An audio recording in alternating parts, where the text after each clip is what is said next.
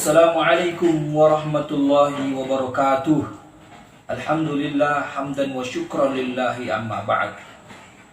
Rabbi syrah li sadri wa yassir li amri wahlul 'uqdatam min lisani yafqahu qawli.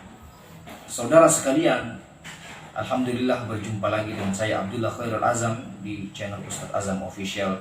Semoga harapan saya kita semua selalu dalam lindungan Allah Subhanahu wa taala dan selalu dianugerahi keistiqomahan untuk menjalankan sunnah-sunnah baginda Muhammad SAW ila akhir hayat, sampai akhir hayat kita. Saudara sekalian, di era media sosial di zaman ini begitu banyak dan begitu mudah kita dapati mereka-mereka yang menistakan agama kita, baik itu dalam bentuk tulisan, gambar, maupun bahkan bentuk video. Kemudian apa sikap seharusnya kita sebagai seorang muslim?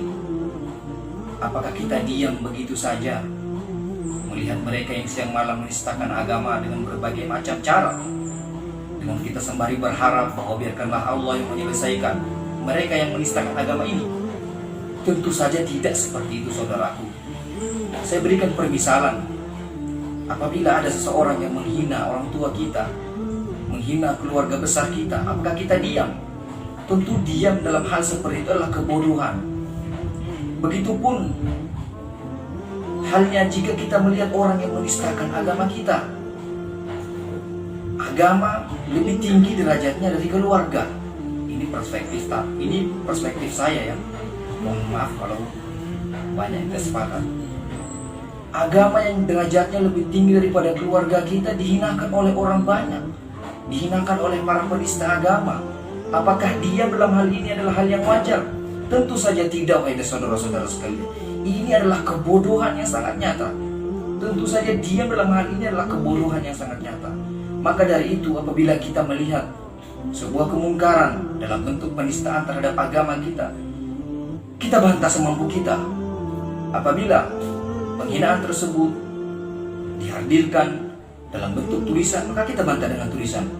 Apabila hinaan tersebut dihadirkan dalam bentuk gambar dan video, maka kita bantah dalam bentuk gambar dan video semampu kita, sebagaimana sabda Nabi Muhammad SAW, man ra'a minkum munkaran falyughayyirhu biyadihi fa illam yastati' fa bilisanihi fa illam yastati' fa biqalbihi wa dzalika dha'ful iman. Diam, hanya membenci dalam hati terhadap para penista agama, terhadap orang yang menghina agama kita adalah selemah-lemahnya iman, saudara-saudara sekalian. Selemah-lemahnya iman.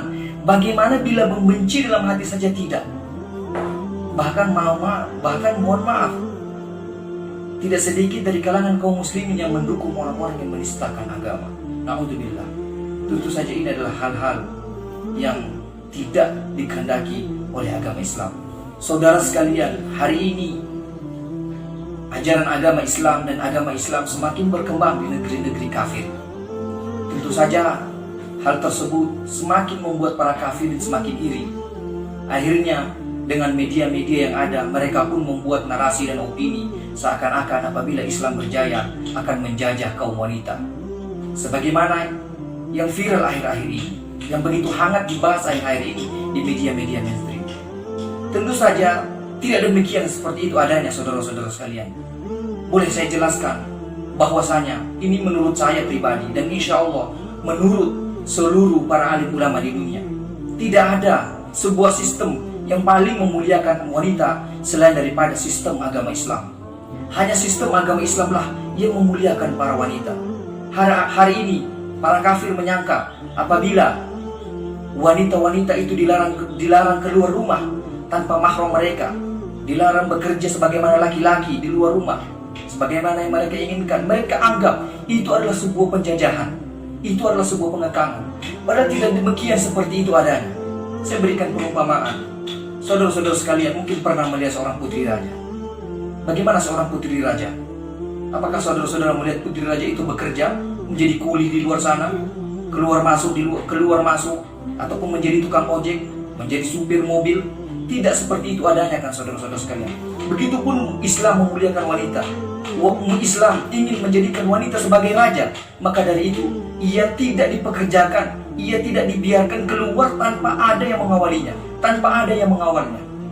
Saya berikan contoh kedua. Mungkin saudara-saudara pernah melihat sebuah mutiara yang begitu mahal dan berharga. Apakah mutiara tersebut diletakkan di sembarang tempat sehingga orang-orang bebas mengangkat dan menjamahnya?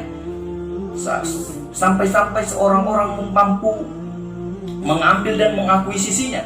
Tentu saja tidak seperti itu kan saudara-saudara sekalian. Tentu saja permata dan intan permata bagi seluruh manusia begitu dimuliakan. Begitupun ajaran Islam menganggap seorang wanita seperti mutiara yang begitu berharga, sehingga tidak sembarang orang yang mampu menyentuh dan memilikinya. Hari ini para kafirin berusaha membangun narasi yang berlawan arah dengan apa yang dituntunkan oleh baginda Muhammad SAW. Mereka menganggap apabila wanita keluar rumah, wanita berpakaian dengan pakaian yang tidak elok, dengan pakaian yang terbuka, mereka anggap adalah sebuah kebebasan. Kita sebagai umat muslim jangan sampai tergiring oleh opini-opini yang seperti ini, saudara-saudara sekalian. Harus kita tepis dengan bagaimana? Dengan mencari berita-berita yang akurat, para alim ulama yang menjelaskan akan hal ini. Hari ini karena atas nama kebebasan begitu banyak wanita yang dilecehkan. Hari ini atas nama kebebasan begitu banyak perselingkuhan terjadi di kalangan para wanita. Ini semua atas nama kebebasan yang digagas oleh para kafirin. Saudaraku sekalian, sekali lagi saya katakan, tidak ada sistem yang paling hebat dalam memuliakan wanita selain daripada sistem agama Islam. Saudaraku sekalian, mari sama-sama kita perjuangkan agama Allah Subhanahu wa taala dengan semampu dan semaksimal mungkin. Dengan semampu dan semaksimal mungkin apa yang kita miliki. Karena Allah Subhanahu wa taala tidak pernah menuntut kita untuk menang dari setiap perjuangan. Tapi yang Allah Subhanahu wa taala tuntut dari perjuangan kita adalah berjuang mati-matian. Semampu kita, la yukallifullahu nafsan illa usaha. Semampu kita, saudara-saudara sekalian.